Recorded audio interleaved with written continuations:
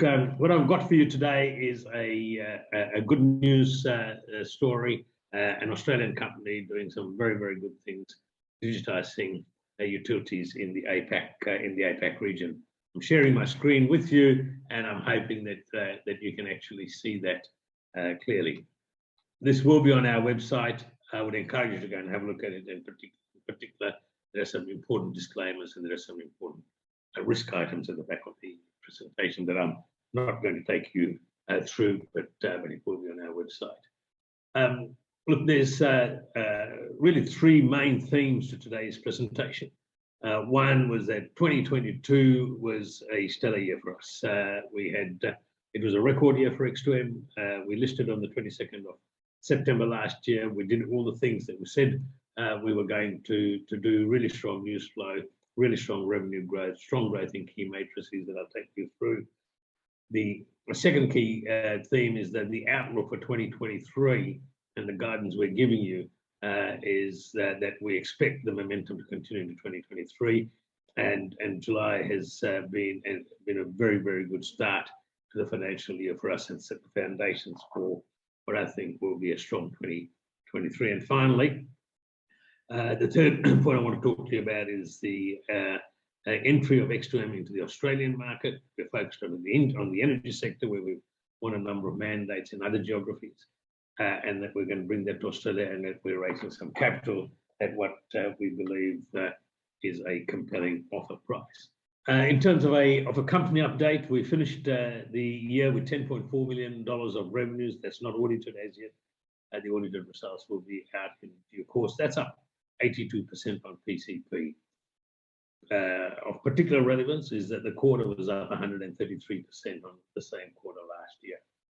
We're very, very well set up for 2023 with strong contracts that we secured in Q3 and Q4 of the financial year that's just gone. Will deliver us, those contracts will deliver us $9.6 million of revenues that's already contracted in this financial year.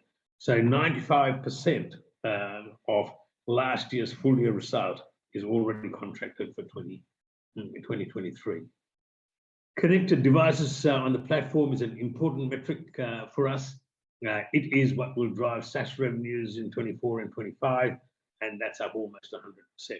And we're just shy of 250,000 households, and I'll show you the momentum that we've had there in a slide later on. We're a B2B play. Our customers are enterprise and government customers, local governments, municipalities, and the like. We have 46 of those. We have a good pipeline that we're converting every month. The government and enterprise customer base is up 35% on last year, and deliver us for a very large addressable market that I will also share with you later on. A very important metric for us, in addition to connected devices, is customer churn. We have a really sticky product. Once a customer has deployed our product, they have every motivation to continue deploying our product and growing their installed base on our platform. To date, we have not lost a single customer. We announced about 4 months ago the entry into the Australian market, as you may well be aware, and we've already secured our first customer with Resi Ventures in Echuca. Our key matrices, revenue growth from FY21 to FY22 really strong, but the key point of these graphs is that it's not a one-off. Since the formation of X2M, we have had consistent outperformance and consistent strong performance across all our three key matrices of revenues, connected devices, and enterprise and government customers. When you look at FY22, that's a part year, because X2M acquired the Freestyle technology. If you have to normalize that, you continue to have growth, strong growth over the 3 years. Connected devices. This is one of my favorite. This is one of my favorite graphs. So it took us 6 years to connect our first 50,000 households, and that was in Q2 of FY20. In Q3 of FY21, it took us 15 months to connect our second 50,000 households. Q1 of FY22, our next 50,000 households came in just 6 months, and our last 50,000 households came in just 3 months. And that shows you the momentum that we've got in this business, driven by the large base of enterprise and government customers that we've got, and also driven by the growth in adoption of internet-based digital technologies in the sector. How big could this business get? Let me show you just 2 countries that we're in, South Korea and Japan. The total addressable market is this light green bubble.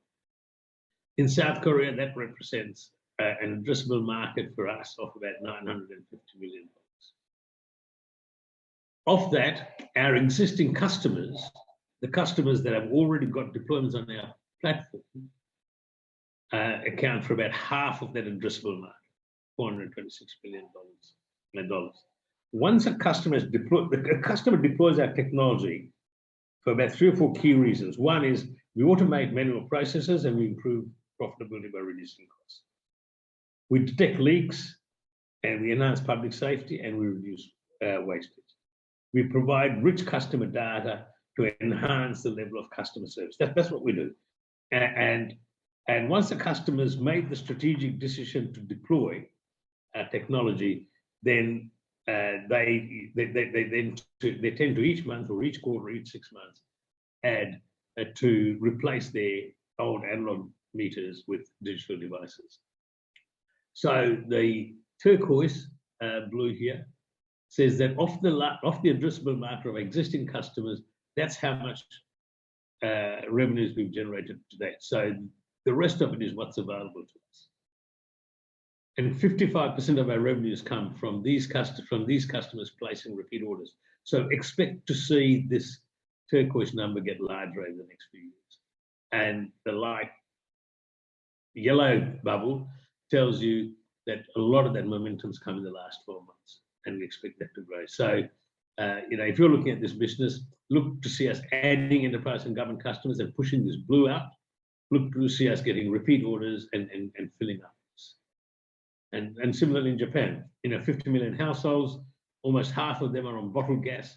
We provide smart logistics management of bottled gas. Our existing customer has about a 30% share of the market. That's that turquoise color here, and we've got about 140,000 customers or households already on the platform. And what this slide shows you is their journey from conception, from when we get the first order, to actually filling a municipality with our technology. So if you look at offshore municipality, we got our first order in FY20. That was for about 500 households. That over the years has grown, and we have now got 80% of that municipality kitted out. 80% of the households in that municipality carrying our technology. The city of Buxian is a large municipality. It sits just below Incheon, so you've got Seoul and Churn, and then you've got a group underneath that. Again, the first order in FY19 was small, because these are bureaucrats, they're government officials, they don't take risks, they're very cautious. And they make an initial deployment, they make sure that the technology works, they make sure that the business case matrices for them, the boxes are ticked off, and then they grow penetration. And as we speak, we've got close to 30% of that municipality populated with our technology. And the municipality has announced that over the next 3 years, they expect to deploy this technology to 100% of households. And Gochang was our very first customer, and we've got indeed 100% households penetrated. The outlook for this year is strong. As I said at the start, we've already got the equivalent of 95% of last year's revenues already contracted. And they come from South Korea, where we've got 12 contracts, and China, where we've got a contract for $1.4 million that we expect to be delivering in the next 3 or 4 weeks, subject to some of the lockdowns being lifted in Beijing. Importantly, when we look at the outlook, each of our markets are performing well. So in addition to South Korea and China, we expect to see continued growth in connected devices in Japan, and we've already got good contracts secured in Taiwan that will be installed in this coming H1. And in Australia, we announced our entry into, as I said before, into energy management. And I'll tell you what's different about our solution shortly. And we've already landed our first customer, and we're very nicely developing a pipeline of prospects in the Australian market as well, which for us is exciting. It's special to be breaking into technologically superior countries like Japan and South Korea with Australian-made product, but it's nothing like having a few homeworks. The capital raising details are fairly straightforward. You would have received, it's on our website, you would have received it in the mail. We're looking to raise just shy of $4 million, 3.97. The institutional component, and that we opened that on Monday, closed it yesterday, has already filled up about 2.26 million of the 3.97 that we're looking to raise. The entitlement that you've got, it's a non-renounceable entitlement offer to eligible shareholders. There are some countries like the US and South Korea that can't participate in this for regulatory reasons. So it's a 1 for 3 pro rata entitlement. The offer price is 8.5 cents, and that represents a very significant discount to what we closed at last Friday, and what we expect to be the theoretical ex-rights price. And indeed, if you compare that 8.5 cents against the 10-day or 30-day VWAPs, again, that's a very attractive discount. In addition, for those participating, for each 2 entitlements that you pick up, you will get 1 free attaching option at a strike price of 16 cents and an expiry date of 31 August 2024. Details around the capital raising offer itself, and particularly the retail component that we're in now, you can access on our website. The offer is not underwritten. Why are we raising these funds? We're raising these funds primarily to enter the Australian market, to capture a share of the emerging energy management sector in this country, and to add a modest amount to working capital. Of the total raise of just shy of 4 million, 3.97, you'll see about $2 million of that goes into developing the platform in sales and marketing, $500,000 into showcasing our product. We do have some interest in the Korean market as well. There's a pro forma balance sheet you can have a look at your letter. I will talk about what's exciting for us about the Australian energy market shortly. Have a look at the timetable, Nick, John, if this is of interest to you.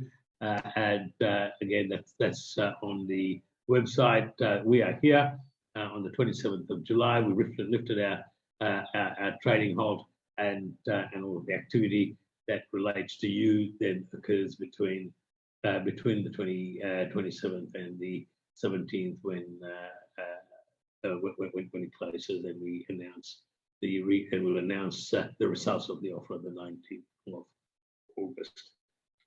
Let me take you through the Australian energy market. We would all have to be living under a rock not to be more than aware of the crisis in Australian energy management.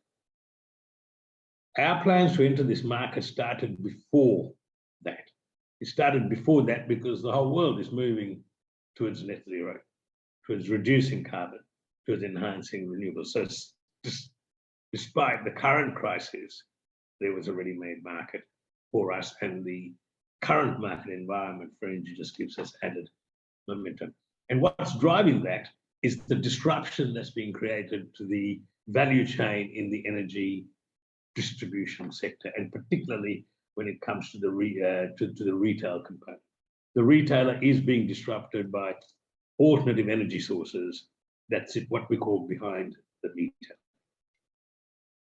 And let me take you through a couple of slides that describes our solution. Today, Australian households are making their contribution. About 30% of Australian households have solar, and that's a good thing. When the sun is shining and you have solar, you get free energy. when the sun is not shining, you buy from the grid. If you've got excess energy, you may or may not be able to sell that back into the grid. And that sometimes, or more often than not, can be a challenge because it's the same time when everybody else wants to sell into the grid as well. When you want to buy into the grid is where energy consumption is the greatest. Getting into the evening when everyone's cooking, when it's cold and heaters are on, when it's hot and air conditioners are on, or very early in the morning when everyone's using hot water. And typically you would buy from the grid when prices are at its highest. What we've developed and invented is a concept of smart communities. A smart community typically relates to greenfield subdivisions, to retirement villages, to shopping centres, to produce markets. And let me give you this example of Resi Ventures in Echuca. They'll be doing 1,000 household subdivision. The households there will have an offer, an attractive offer for solar in their roofs. The house will utilize the energy that they consume when the sun shines. The excess energy goes into a community bank, and the householder gets a credit for what they put into the community battery. The community battery is run by an aggregator or a virtual power plant operator, who then tops up that community battery from the grid when prices are attractive. And they supply, and when you need energy, the householder needs energy, you get it from the community battery, and the operator of that community battery will bill you for that. Your bills to our modelling should be 35% to 50% cheaper than not having solar. We have a home hub that goes in here that will help the householder reduce their overall energy consumption. We're not that interested in the sexy turn the lights on and off stuff remotely. We're really, really interested in the high energy consuming appliances like hot water, like air conditioning systems and heating systems, that we give the householder the tools to manage that. So what happens here is that total energy consumption reduces, the use of renewables increases, the effectiveness of renewables increases, the carbon footprint reduces, the property developer gets a small annuity stream from the property that he's subdivided or she's subdivided, and the builder builds a house that has greater chance of getting to 6 and 7 star ratings. And when we designed this product, the 3 questions that we asked ourselves when we got it right, we thought, actually, this is powerful and looks good. And the 3 questions we had to answer was that, is this good for the householder and the consumer, the everyday mum and dad in the big ticket? Is this good for our shareholders and our ecosystem partners? And can we make money out of it? And that was an emphatic tick. And is this good for the country that we live in, love, Australia? And that was a large tick. And we haven't started marketing this as yet. We've already signed our first contract, and we've already started building a pipeline. And that's primarily what we're raising capital for. Solar penetration, as I said, is about 30% of Australian households. We have 10 million households here.